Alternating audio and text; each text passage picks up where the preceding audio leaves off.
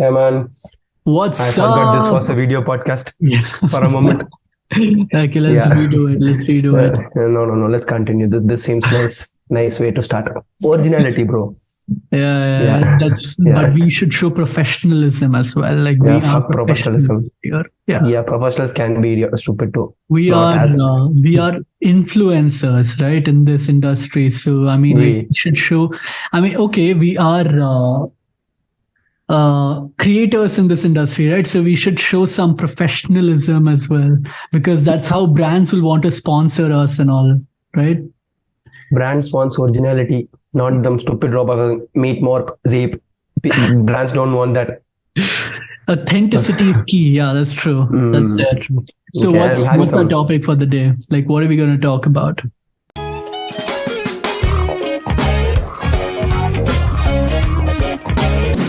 So basically, as you said, like you consider us influencers, but Yeah. technically we are not. But yeah, going building upon your point, we are going to talk about influencer marketing and Uh-huh. what should brands do and don't. I mean, shouldn't. Okay. Okay.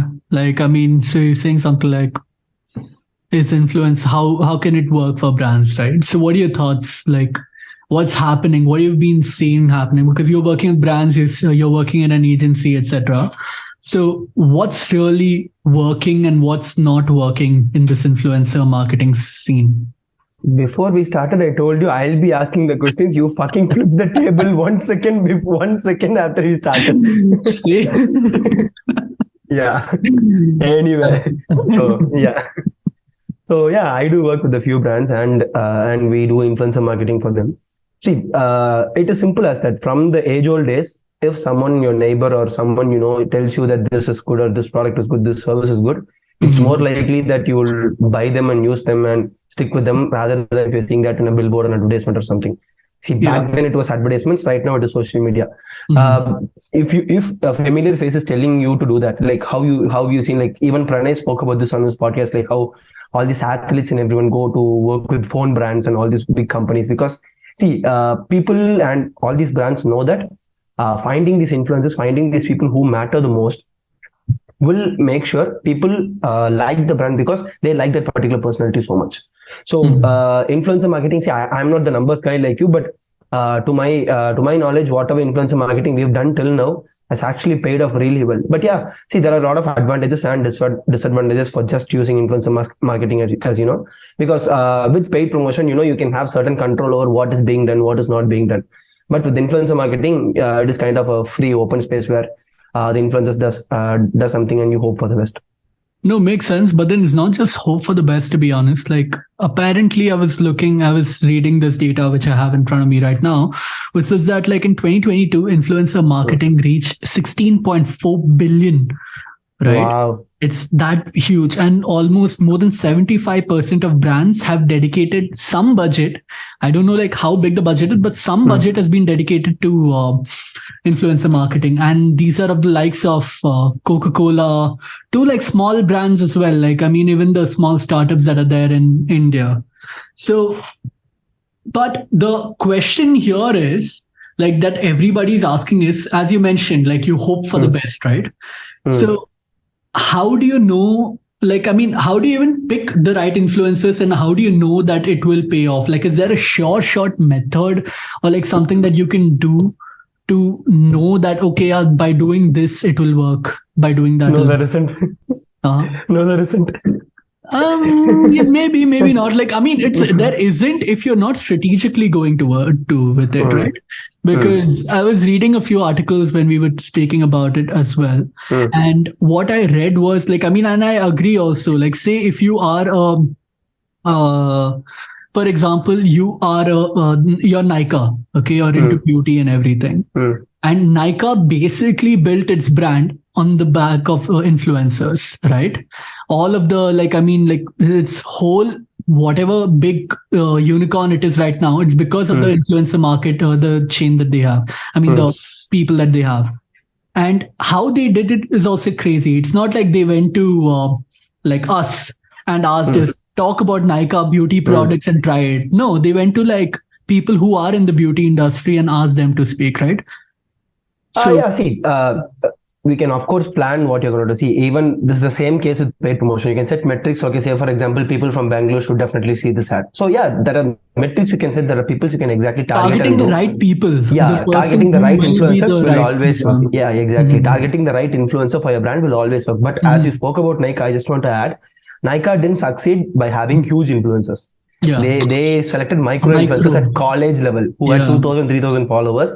They selected college influencers. They found out, like the kids that are popular in college, kids in each college. So stuff like that, where they partnered with them Nykaa Associate or something. They gave some crazy name for that, and they partnered with those kind of people. See, that's what makes a brand stand out between, going for a huge influencer and doing stuff with something like an affiliate marketing kind of thing. Even the influencer marketing that they were doing in the beginning was mostly affiliate marketing. But they were finding people to do affiliate marketing for them. So that is how you should approach that. Yeah, I think it was like those campus ambassador programs, and it makes sense also.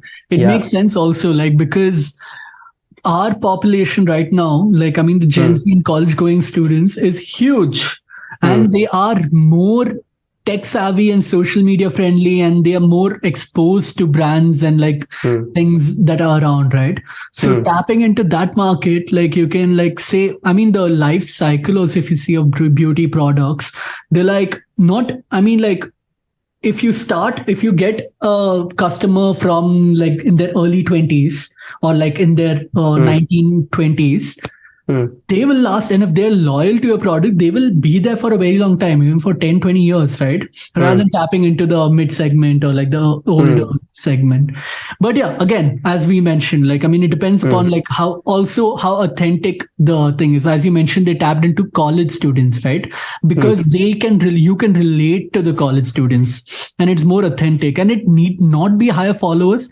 Apparently there's a data wherein like, I mean, with every increase in followers, like, I mean, this thing was that like the more the followers, you achieve like around 9.2% greater ROI, higher the followers, right? Yeah, apparently there's a data like that. But of course that is true, but then you should be mindful of whom you're going for as well. Yeah, exactly. See, that is a fine line where Nykaa actually did something really good. So as a brand, but not every brand can have this luxury what Nykaa had. Like, see, because they had a huge cash roll to burn, so cash burn. So that is all true. But see, whatever they did really worked out. But do you think this is an exact template like every brands can follow? Like going and talking to college students, getting college students to be influencers for you. Can every brand do this? It depends on the brand to brand. Like, I mean, like if I'm a B2B brand, for example, if I'm a B2B brand, it might not work. And if I'm like, say, if I'm an electric vehicle like Ather, I mean, college students don't have the money, bro. Right? Yeah, I'd rather tap into the working professional, people who have the money, right? And also like it really, so I mean, like finding the right influencer also matters as that way. And there are different things also when you get into the influencer marketing campaign, right? Like, as I mentioned, followers one. Apart from that, like, how often are they posting? It shouldn't be like you just go and get someone. It should be like they are posting frequently, and like their audience, their engagement numbers are also great. It shouldn't be like they have a very dead account. They have like 1 million followers, everyone's bought it. Right? Yeah. That also does not work. Do you have experience working with such, or like at least coming across such people? Yeah, I've been scammed a few times. Yeah, that what happened. I mean, I cannot reveal their names and company names, but But what happened? Basically, they had around like 200, 300K following. Their likes on each post was also like really good. See, that is the only public data that is available when you ask for that. And we asked for screenshots from their each post and everything. So they showed us numbers and everything. And later that I realized it is very easy to make fake screenshots. Exactly. I mean, you are a designer. So I later realized those were manipulated after that ad things went. Okay, so basically what they do was they have a huge following. Yeah. Okay, those are entirely bots. They get brands to sponsor them. Okay, so what they do is that, let's say for example, you pay them 10,000 rupees to make some certain post. Okay, what they do is that they post it and they use 4,000 of that rupees to get fake likes and fake comments on this post, and they take 6,000 profit. This is a very viable business model, and they've been doing this for the past 2-3 years, it seems. I remember when, like, I mean, 3 years ago, like, even this thing was that I came across a few sites where they were selling like old accounts with like number of followers, like 200K, 300K Yeah. football pages and all of that. And like you can like make money out of them. Technically, that is legit. Selling old football pages. See, that is a very good business opportunity. Actually, I sold my old football page for like $35 or $40. See, that had good engagement and everything, but I couldn't manage that. So I had like 45, 50K followers or something. I sold it for $40, $50. Back then, it was nothing. Like 7, 6 years back, that was nothing. No one cared about this shit. Yeah, I wish I would have held on to this forever so that I would have made at least $1,000 per annum now. Exactly. Yeah. You could have easily made money out of it, man. Yeah. Kept it. See, yeah, even there are chances like you'll get scammed there because the accounts won't have all this bot followers and everything, but there are actually genuine people who are buying accounts for this. And you remember, we spoke about buying Twitter account that was made the year Twitter was founded and everything. So yeah, those are still happening, but let's not go to that. Let's go to influencer business.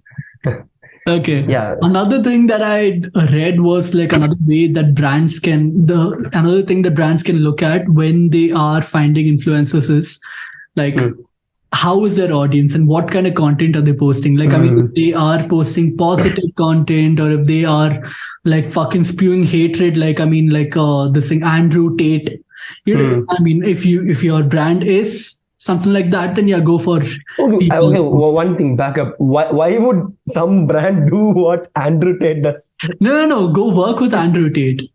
Okay, give me one reason why people should go work with Andrew Tate. You never know, man. Like you know that Patrick Beta David dude. He's a big fan. Like, yeah, bro. I learned Hindi words to swear at you, bro. No, Patrick Beta David, like that dude, like he's a big fan of Andrew Tate and he keeps doing podcasts with Andrew Tate and all of that.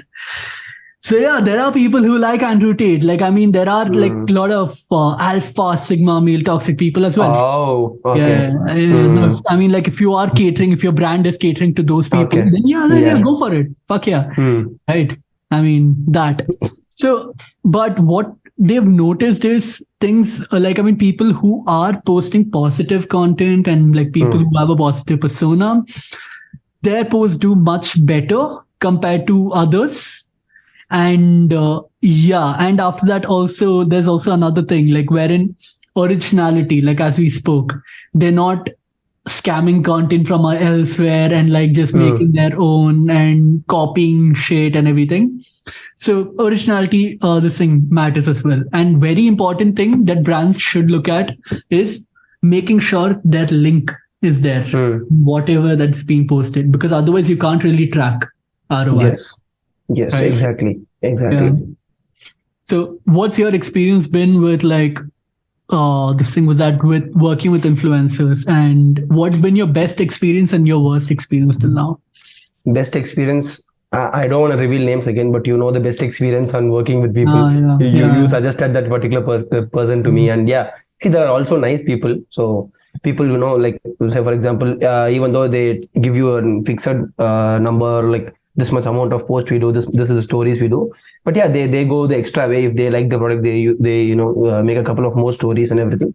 So that happens one side. And there are also assholes, like they take your money, run away, they don't respond to your text and emails.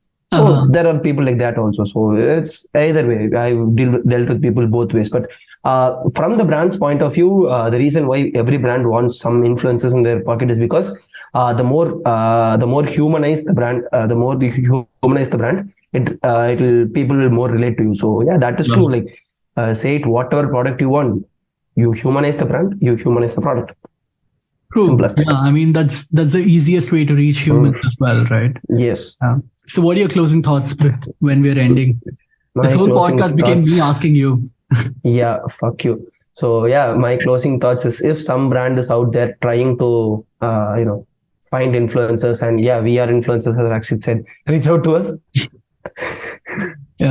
Pagal, like, bro, I'm trying to learn Hindi so that I can swear at you on the podcast. You tell me which person is teaching you all these Hindi words next. That is not your concern. It's just that I know Hindi is your concern.